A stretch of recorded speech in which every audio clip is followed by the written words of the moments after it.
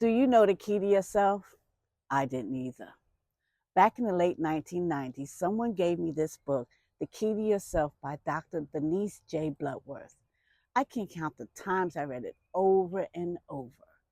In the book, Denise writes, the key to yourself will take you into a new world of accomplishment, prosperity, friends, and pleasure. It will give you a golden return if you will study it correctly and steadily. The value of psychology cannot be comprehended by mere reading or superficial knowledge. Its true worth can only be ascertained by study, concentration, and practice. And in all fairness to the writer, she says, and yourself, you are requested to follow the methods set forth herein faithfully.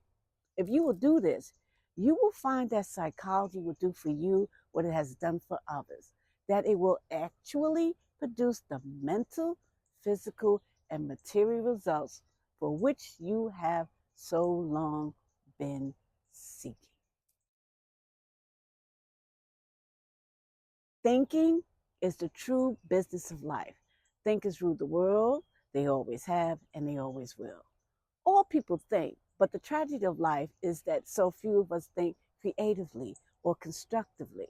So few recognize the fact that thought is a creative force. We are the product of our prevailing habits of thought. Know this, that there is no such thing as luck or chance. Our lives are governed by law, L-A-W. Law is in operation at all times, in all places, mighty, silent, fixed laws that underlie every human actions that brings to us with exact precision the full measure of our thoughts. What are you thinking? The life you are living is a reflection of the thoughts you have been thinking. You know this saying, if you think you are beaten, you are. If you think you dare not, you don't. If you like to win but think you can't, it's almost a cinch you won't. If you think you'll lose, well, you're lost. For out in the world you'll find success begins with a person's will. It's all in the state of mind. We all have two phases of mind, conscious and subconscious. It's in the book. The conscious mind is that part of our mind with which we perceive, reason, judge, and reject. By its operations, we are aware of our power to think, to know, to will, and to choose. The subconscious mind perceives over all the involuntary processes of your body, such as digestion, assimilation, elimination, the beating of the heart, the circulation of your blood, and the manufacture of various glandular secretions. It builds, sustains, repairs, and operates the body. Get this, it's in the book.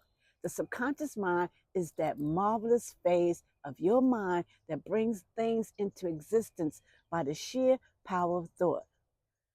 Do you know how powerful your subconscious mind is? It is the spiritual part of us. Through it, we are connected with the divine and brought into relation with infinite constructive forces of the universe. Denise goes a bit further in the book. She says the subconscious mind does not think, reason, balance, judge, or reject. It simply accepts all suggestions furnished by the conscious mind, whether they be good or evil, constructive or destructive. Here lies the mighty power of the conscious mind. Now you know why it is so important that you watch your thinking. Remember, thoughts are things. Here is the meaning of the universal mind in the simplest form. The universal mind is the source or common origin from which springs all manifestations. We are all individualized spirit and bear the same relation to the universal mind that the sunbeam does to the sun. Bernice writes in the book, here then is the secret of the wonderful creative power of thought. Thought is a spiritual activity. The only power which the spirit possesses is the power to think. Spirit is creative, therefore, thought is creative. And here's some more. Thought being the cause, we cannot help realizing that if we control our thoughts, we control effect. Then it follows that health, happiness, prosperity are under our control also. When you understand this glorious truth and realize the wondrous possibilities open to you through your connection with omnipotence, you will have found the universal mind within you.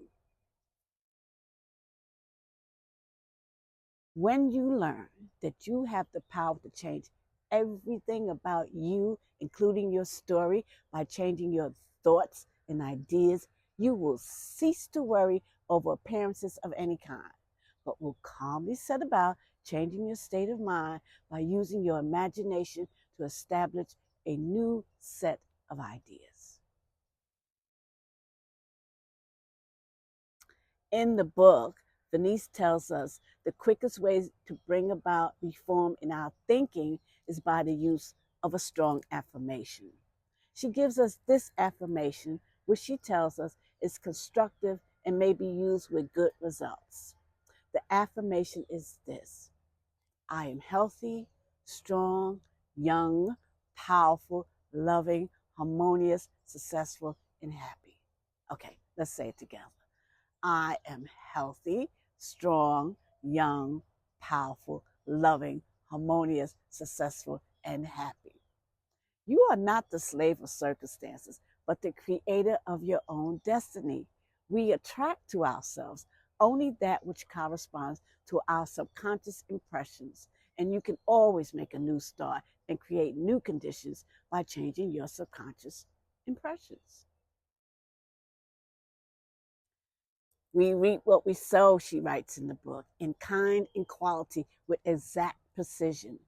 We can be absolutely certain that we will express outwardly the results of our prominent thoughts. Make what you want your prominent thought, not what you don't want. This poem is by Edgar Albert Guest, who was a British-born American poet. What is thought that is in your mind? Is fear ever running through it?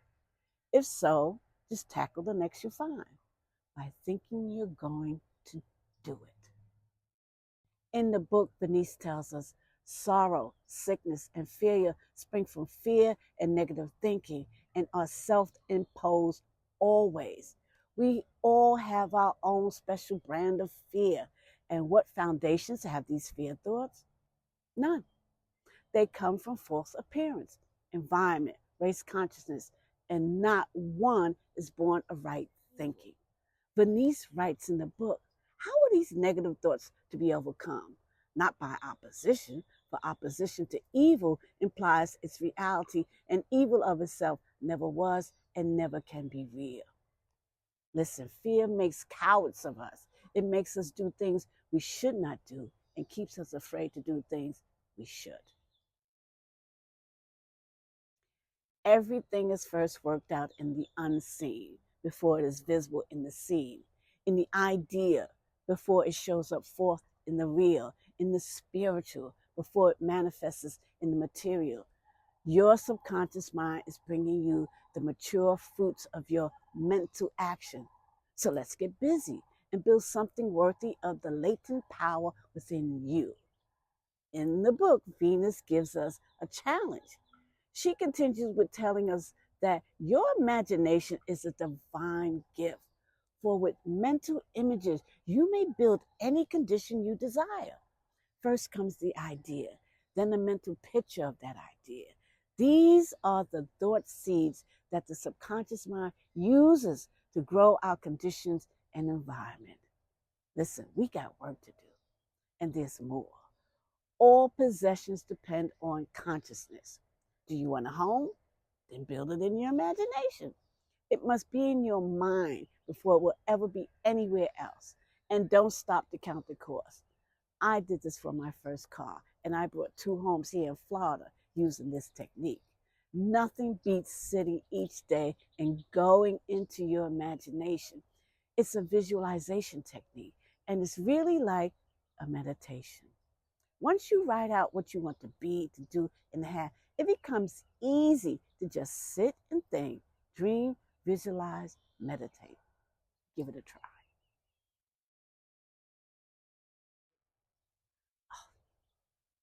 If we would only understand that God is not some far off deity, not a stern judge, but the beneficent force that we recognize as nature, the life principle that makes the flower bloom and the plants grow, that spreads abundance about us so lavishly. If we can realize that there is no lack, want, limit, or restriction in the universal mind, the supply is limitless, inexhaustible, and free flowing to all God's children and creatures. The blessings are piled high, mountain high for you, but you must have the faith to accept. Did you get that? In the book, Venice writes, faith is the substance, the actual substance of anything we desire. The reason we have not demonstrated more faith is because of our lack of understanding. We have not understood that everything works in exact accord with a definite law, LAW. The law of faith is universal. It is just as powerful and just as available now as it ever has been. And every desire of our hearts is included in his rich promises to all people. Venus starts this chapter of success with this. Beyond the horizon of today are the problems of tomorrow. In your method of thinking lies either success or failure. What are you thinking? Where are you drifting? And what is your harvest to be? I would suggest you sincerely ask yourself these questions and write out your answer. You need to know where you're going so you can get there. Venus tells us in the book, the law of the subconscious mind is suggestion. The subconscious mind does not think, reason, balance, judge, or reject. It simply accepts all the suggestions furnished by the conscious mind, whether they are good or evil, constructive or destructive. Therefore, the secret of success is to store your subconscious mind with desire, ambition, courage, determination, enthusiasm, and faith in yourself. Add to these indispensable attributes love for your fellow humans and faith in the ultimate good of all things. We cannot doubt the fact that abundance is a natural law, LAW. Everywhere we look, nature is lavishly wasteful, extravagant. There is abundance of health, happiness, and prosperity for everyone, and your supply does not depend on any living creature but yourself. The law of attraction operates unceasingly and brings to you your own regardless of existing circumstances. Every person's ideas and desires are different. What is plenty for one would be poverty for another. The work one person finds pleasure in will bore another to extinction. But when we find that each may call into being their very own desires by going to the great storehouse of inexhaustible spiritual wealth, that we may be healthy, happy, and prosperous by impressing our desires on our subconscious mind, we begin to understand something of the mighty power, wisdom, and justice of God. Oh, and it is so beautifully simple. You must realize your power before you can use it. We must give mentally before we can get. What we get depends on what we are, and what we are depends on what we think. The universal mind is omnipotent, omnipresent. It surrounds you like the sunshine and air. Your subconscious mind is a part of the universal mind, and through your subconscious self, you have access to the mighty wisdom and power of the universal mind. When you realize this fact, there is no limit to your achievement, for the mind does its building solely by the power of thought. Its creations takes from in exact accord with your mental image, and desire builds the mental image for you. This is the secret of the power of prayer. God is not a being to be flattered or bought by promises into granting your desires. If that were true, every person would receive his wish. But there's no one living who's not prayed for something. There's more. You know there's more, right? It's in the book. When you pray earnestly, you form a mental image of what you want. And if your faith is strong enough, you hold your desire in your thoughts, then the universal mind works with you and for you, thus bringing your desire into manifestation. Now, if you are lacking in material wealth or lacking in health, it is because you do not believe or you do not understand your own power. It is not a question of God giving you your heart's desire. Everything is omnipresent for everybody. You have only to realize your own power and use it. Venus writes in the book, the laws of life and nature do not punish or reward us. We simply live in or out of harmony with nature's laws, and our happiness or misery, health or disease, prosperity or poverty is the working out of the law as cause and effect in perfect harmony with our individual demands. This is the truth that we must understand and live by. If peace, power, love, health, happiness, and success are to be a part of our daily life. The only way to change your conditions in life is to change your mind about life. Now, that's powerful, right? Did you get what she said in this book? We, that's you and me, have the power to change the conditions in our lives. There are many things in the book that I like that Venice Bloodworth wrote about. But the best thing I like about her is her honesty. In this chapter, Silence is Golden, she gives it to us straight. Venice writes, another very important step towards success is to keep your affairs to yourself.